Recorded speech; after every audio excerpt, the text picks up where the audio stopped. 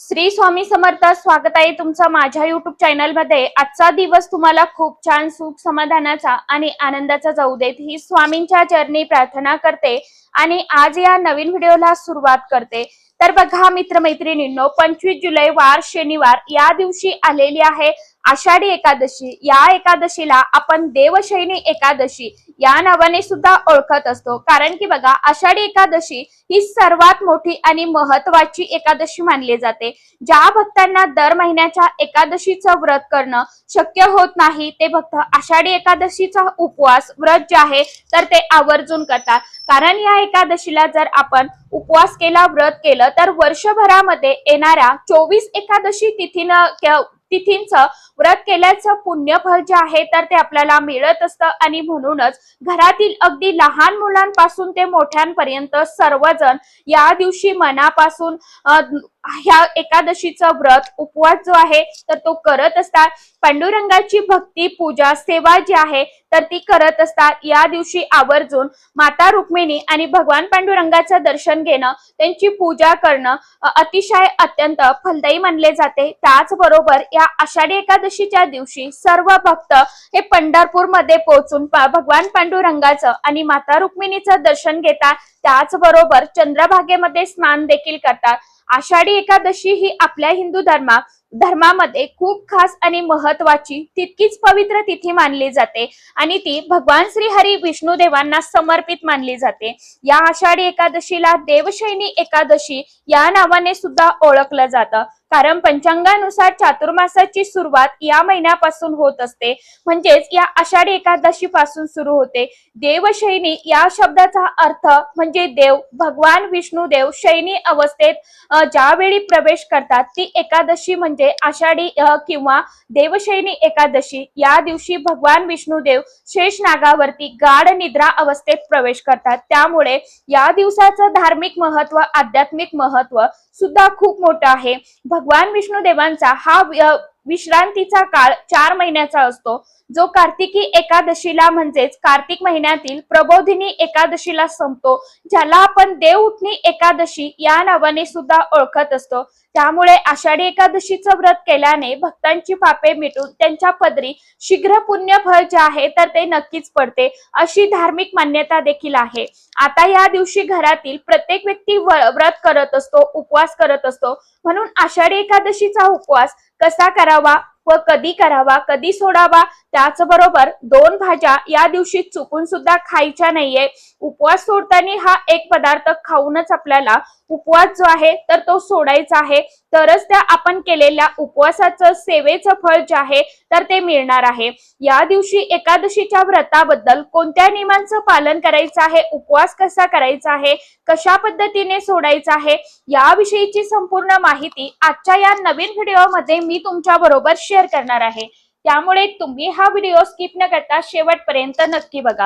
Channel वरती तुम्ही जर हा व्हिडिओ पहिल्यांदा बघत असाल तर चॅनलला आवर्जून सबस्क्राईब करा आणि असेच नवनवीन माहितीपूर्ण व्हिडिओ बघण्यासाठी समोरील बेल आयकॉनलाही प्रेस करा. त्यामुळे काय होईल, जेव्हा कधी मी नवीन व्हिडिओ अपलोड करेल तर सर्वात अगोदर त्याचं नोटिफिकेशन तुम्हाला मिळेल आणि तुम्ही एकही व्हिडिओ मिस करणार नाही. कमेंट बॉक्स मध्ये जय माता लक्ष्मी किंवा ओम नमो भगवते वासुदेवाय नमः हा मंत्र सर्वांनी आवर्जून लिहा. व्हिडिओला जास्तीत जास्त लाईक करत जावा आणि हाईप देखील देत जावा. तर बघा मित्रमैत्रिणींनो, 25 जुलै वार शनिवार या दिवशी आषाढी एकादशीचा उपवास हा केला जाणार आहे आणि या एकादशीचा प्रारंभ 24 जुलैला म्हणजे शुक्रवारी सकाळी 9:13 होणार आहे आणि समाप्ती शनिवारी 25 जुलैला सकाळी 11:34 होणार आहे. परंतु उदय तिथीनुसार 25 जुलैला हे एकादशीचं व्रत केलं जाणार आहे आणि 26 जुलैला सकाळी रविवारी 5:58 पासून ते 8:36 पर्यंत उपवास सोडण्याची वेळ आहे. म्हणजे हा पारण्याचा वेळ असणार आहे. आता तुम्हाला समजलं असेल की आपल्याला उपवास नेमका कधी करायचा आहे आणि कधी सोडायचा आहे. आषाढी एकादशी ही वर्षातील सर्वात मोठी एकादशी तिथी म्हणून ओळखली जाते आणि ही एकादशी केली तर वर्षभरातील एकूण 24 एकादशी व्रत केल्याचं, संपूर्ण एकादशी व्रत केल्याचं पूर्ण फळ जे आहे पुण्यफळ जे आहे तर ते आपल्याला मिळत असतं। या व्रतामध्ये एकादशीचं व्रत सर्वात श्रेष्ठ आणि महत्वाचं मानलं गेलं आहे। या शब्दाचा अर्थच असा आहे की उप म्हणजे जवळ आणि वास म्हणजे निवास, परमेश्वराच्या जवळ निवास करणे याला उपवास असं म्हटलं जातं। आणि म्हणूनच या दिवशी थोडंसं कमी खाऊन आपल्याला जास्तीत जास्त वेळ तुम्हाला भगवंताच्या नामस्मरणात, देवांच्या जप करण्यात, देवपूजेत घालवायचा असतो। आता याचा अर्थ असा होतो, आता भलेही तुम्हाला या दिवशी पंढरपूरला जाणं शक्य नसेल, परंतु तुम्ही घरी बसून देवांची मनोभावे सेवा पूजा जी आहे तर ती नक्कीच करू शकता ना। भगवान विष्णू देवांची पूजा करा, माता लक्ष्मीची पूजा करा, पांडुरंगाची पूजा करा, त्याचबरोबर माता रुक्मिणीची पूजा या दिवशी करू शकता। दिवसभर मुखामध्ये पांडुरंगाचा जप ठेवा, पांडुरंगाचं भजन करा, विष्णुदेवांचं स्मरण करा, किंवा सर्वात सोपं आणि प्रभावशाली मंत्र म्हणजे ओम नमो भगवते वासुदेवाय नमः या मंत्राचा जर तुम्ही जप केला तर नक्कीच तुमची सेवा जी आहे तर ती भगवंतापर्यंत पोहोचणार आहे। आता आषाढी एकादशीचा उपवास कोणी करावा, तर आषाढी एकादशीचा उपवास कोणीही करू शकते, अगदी लहान मुलांपासून ते मोठ्यांपर्यंत सर्वजण आषाढी एकादशीचा उपवास करू शकतात।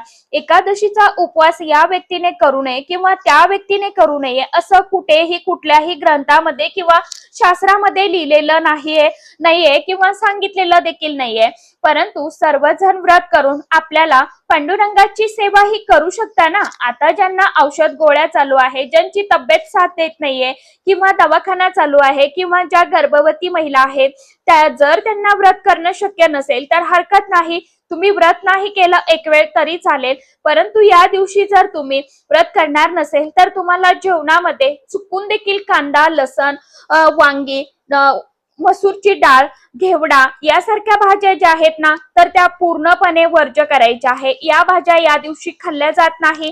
त्याचबरोबर या दिवशी तांदळाचं सेवन सुद्धा केलं जात नाही, भात जो आहे तर तो सुद्धा खाल्ला जात नाही। म्हणून जर तुम्ही उपवास करत नसेल तर हे जे पदार्थ मी तुम्हाला सांगितलेले आहे, ज्या भाज्या मी तुम्हाला सांगितलेल्या आहे तर त्या पूर्णपणे तुम्हाला त्या दिवशी वर्ज्य करायच्या आहे। बाकीचे जे काही पदार्थ आहे, भाज्या आहेत तर त्या तुम्ही नक्कीच खाऊ शकता, तरी सुद्धा तुम्हाला या व्रताचं फळ जे आहे तर ते मिळणारच आहे। आणि आता ज्यांना उपवास आहे तर ते पदार्थ खाणारच नाहीत, त्यांनी या दिवशी फक्त उपवासाचे पदार्थ खाऊन हे व्रत करायचं आहे। त्याचबरोबर या दिवशी मांसाहार हा घरामध्ये बनवू नका। आता एकादशीच्या दिवशी जवळपास सर्व घरामध्ये मांसाहार हा बनवला जात नाही, परंतु अशी काही लोक असतात ज्यांना एकादशी तिथी किंवा अमावस्या तिथी, पौर्णिमा यासारख्या तिथींना जे मानत नाही, परंतु एकादशी तिथी बघा ही सर्वात श्रेष्ठ मानली जाते, म्हणून या एकादशीला मांसाहार हा घरामध्ये बनवू नका। त्याचबरोबर बाहेर जाऊन सुद्धा तुम्ही खाऊ नका। आता एकादशीचा उपवास कधी आणि कसा करावा हे बघूया। एकादशीचा उपवास हा आपल्याला 25 जुलैला करायचा आहे। 25 जुलै म्हणजे रात्री 12 वाजल्यानंतर लगेच 25 जुलै म्हणजे शनिवार चा दिवस सुरू होतो, तर रात्री 12 वाजल्यानंतर आपल्याला हे व्रत करायचं आहे, जे की दुसऱ्या दिवशी 26 जुलैला आपण सोडणार आहोत। आता या व्रतामध्ये कोणते पदार्थ खायचे आहेत, तर व्रतामध्ये तुम्ही साबुदाण्याची खिचडी, भगर असेल, वरईचा भात आपण म्हणतो ना, तर ते बनवलेले पदार्थ असेल तर ते तुम्ही खाऊ शकतात उपवासामध्ये। त्याचबरोबर राजगिऱ्याचे लाडू, शेंगदाणा लाडू असेल, खजूर, सुकामेवा, ड्रायफ्रुट्स असेल, चहा, दूध हे तुम्ही यासारखे पदार्थ तुम्ही खाऊन हे व्रत करू शकता। फळे सुद्धा या उपवासामध्ये खाल्ली जातात। आता या उपवासामध्ये कोणते पदार्थ खाल्ले जात नाही, उपवास करत असताना आपल्याला फळे उलटी असतात ना तर ती आपल्याला खायची नाहीये। बघा जसं की जांभूळ जे आहे तर ते उलट्या देठाचं फळ आहे, म्हणून ते जांभूळ कुठल्याही उपवासाला चालत नाहीये। आपल्याला जांभूळ चुकून देखील खायचं नाहीये। चिंच असेल किंवा फणस असेल तर ही जी फळं आहेत तर ती आषाढी एकादशीच्या उपवासात खाल्ली जात नाही, त्याचबरोबर कोणत्याही उपवासाला चालत नाही असा उल्लेख आपल्या हिंदू धर्मग्रंथामध्ये केला गेला आहे। आषाढी एकादशीचा उपवास संपूर्ण दिवसभर आणि रात्रभर करून दुसऱ्या दिवशी हे पारणं हा उपवास जो आहे तर तो सोडला जातो, म्हणजे द्वादशीला उपवास हा सोडायचा आहे। आता आषाढी एकादशीचा उपवास करण्यासाठी आपल्याला या दिवशी सकाळी लवकर उठायचं आहे, स्वच्छ स्नान करायचं आहे, देवघरातील आपल्याला आपली रोजची जी काही नित्य देवपूजा सेवा आहे तर ती करायची आहे, भगवान पांडुरंगाचं दर्शन करायचं आहे, मूर्ती असेल विठ्ठल रुक्माईची तर अभिषेक करायचा आहे, भगवान विष्णुदेवांची मूर्ती असेल तर अभिषेक करायचा आहे, मूर्ती नसेल फोटो असेल तर पाण्याचा थोडासा शिलकावा देऊन तुम्हाला फोटो जो आहे तर तो स्वच्छ पुसून काढायचा आहे. त्यांना छानसं सुगंधी अत्तर जे आहे तर ते लावायचं आहे. पिवळ्या रंगाची फुलं अर्पण करायची आहे, पिवळ्या रंगाच्या मिठाईचा नैवेद्य अर्पण करायचा आहे. प्रमाणे आवर्जून या दिवशी तुळशी पत्र अर्पण करायचे आहे पांडुरंगांना किंवा भगवान विष्णुदेवांना. मात्र चुकून देखील या दिवशी तुळशीला स्पर्श करायचा नाहीये किंवा मंजिरी पानं जी आहे तर तुळशीची तोडायची नाही. जी काय आपल्याला सेवेसाठी उपायांसाठी मंजिरी तुळशीची पानं लागणार आहेत तर ती तुम्हाला अगोदरच्या दिवशी डब्यामध्ये फ्रीजला तोडून ठेवायची आहे आणि त्याचाच वापर आपल्याला करायचा आहे. कारण की तुळशी पत्र हे कधीही बेलपत्रासारखं शिळ होत नाहीये, म्हणून तुम्हाला अगोदरच्या दिवशीच तुम्हाला हे तुळशी पत्र जे आहे तर ते तोडून ठेवायचं आहे. यासाठीच लवकरात लवकर व्हिडिओ तुमच्या बरोबर शेअर करत आहे. तुम्हीही ऐका आणि दुसऱ्यांनाही शेअर करा. तर तुळशीला स्पर्श करायचा नाही याची काळजी घ्यायची आहे. कारण या दिवशी माता तुळशी आपल्या भगवान श्री हरी विष्णुदेवांसाठी निर्जली व्रत करत असते, म्हणूनच तिला हरिप्रिया या नावाने सुद्धा ओळखलं जातं. आणि आपण ज्यावेळी तुळशी मातेचे पानं मंजिरी तोडतो तर तिच्या व्रतामध्ये अडथळा येतो. अर्थातच तिचं व्रत जे आहे तर ते मोडलं जातं आणि त्याचे परिणाम आपल्याला वाईट भेटत असतात. आणि आपण बोलतो की मी तर एवढी पूजा सेवा केली तर मग मला याचा का रिझल्ट मिळत नाहीये, का माझी भक्ती पोहोचत नाहीये. आपली कुठेतरी छोटी मोठी चूक जी आहे तर ती होत असते, म्हणून आपल्याला त्याचे फळ जे आहे तर ते मिळत नाही.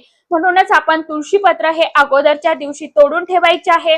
ज्यांनी व्हिडिओ लेट बघितला, ज्यांच्यापर्यंत व्हिडिओ लेट पोहोचला त्यांनी काय करायचं आहे, या दिवशी तुम्हाला विकत फुल भंडार मध्ये तुळशी पत्र मंजिरी जी आहे तर ती मिळणार आहे, तिथून तुम्ही विकत घेऊ शकता. किंवा मग तुळशी वृंदावनामध्ये कुंडीमध्ये तुळशीची पानं जी आहेत तर ती पावसाने गळून पडलेली असतात, ती तुम्ही उचलून घ्यायची आहे आणि ती तुम्ही धुवून पूजेमध्ये वापरू शकता, काही अडचण नाही. अशा पद्धतीने पानं असेल तर ती सुद्धा तुम्ही पूजेमध्ये वापरू शकता. कारण तुळशी पत्र हे कधी शिळ होत नाही. यानंतर तुम्हाला संकल्पयुक्त आषाढी एकादशीचं व्रत करायचं असेल तर तुम्ही सकाळीच देवपूजा झाल्यानंतर संकल्प घेऊन व्रत करू शकता. या आषाढी एकादशीच्या दिवशी आपण उपवास कसा करायचा, उपवास करत असतो म्हणजे या दिवशी कोणतेही चुकीचे कार्य करत नाही. फक्त मुखामध्ये म्हणजेच आपल्या तोंडामध्ये सतत नामस्मरण जप करायचं आहे. आपण म्हणतो ना हाती काम मुखी राम, त्या पद्धतीने आपल्याला हे जे आहे नामस्मरण तर ते करायचं आहे. त्याचबरोबर चुकून देखील या दिवशी कोणाची निंदा नालस्ती चाडी चुगडी करायची नाहीये किंवा आपण सुद्धा दुसऱ्याचं गारणं या दिवशी ऐकायचं नाहीये. अशा पद्धतीने आपल्याला या एक आषाढी एकादशीचं व्रत जे आहे तर ते करायचं आहे. ज्या काही भाज्या आहेत तर त्या सुद्धा पूर्ण आपल्याला वर्ज्य करायच्या आहे. 2-3 कमेंट होत्या बघा की संकल्प कसा करायचा आहे, याविषयीचाही व्हिडिओ आपल्या चॅनल वरती मी अपलोड केलेला आहे. ज्यांनी कुणी बघितला नसेल त्यांनी बघा. आणि साईबाबाच्या याच्यामध्ये कमेंट होती बघा त्या ताईची, तर त्या ताईंना सांगेल, त्या ताई माझा व्हिडिओ बघत असेल तर त्याची लिंक मला शक्य झालं तर डिस्क्रिप्शन बॉक्स मध्ये मी देईन किंवा तुम्ही आपल्या चॅनल वरती जावा, जिथे तुम्हाला माझा डीपीचा फोटो दिसतोय ना तिथे जा आणि जो पॉप्युलर व्हिडिओ असतात त्यामध्ये जा आणि त्यामध्ये तुम्हाला ते व्हिडिओ जे आहेत तर ते मिळून जातील. किंवा मग मी तुम्हाला एखादा व्हिडिओ परत आपण बनवूया, ठीक आहे. तर आशा करते व्हिडिओ मध्ये सांगितलेली माहिती सर्वांना समजलीच असेल. ज्यांना काही समजलं नसेल त्यांनी कमेंट बॉक्स मध्ये विचारू शकता. आशा करते व्हिडिओ मध्ये सांगितलेली माहिती सर्वांना समजलीच असेल. ज्यांना काही समजलं नसेल त्यांनी कमेंट बॉक्स मध्ये विचारू शकता. परत भेटूया नवीन माहिती सोबत, नवीन व्हिडिओ सोबत. तोपर्यंत सर्व माझ्या युट्यूब परिवाराला श्री स्वामी समर्थ.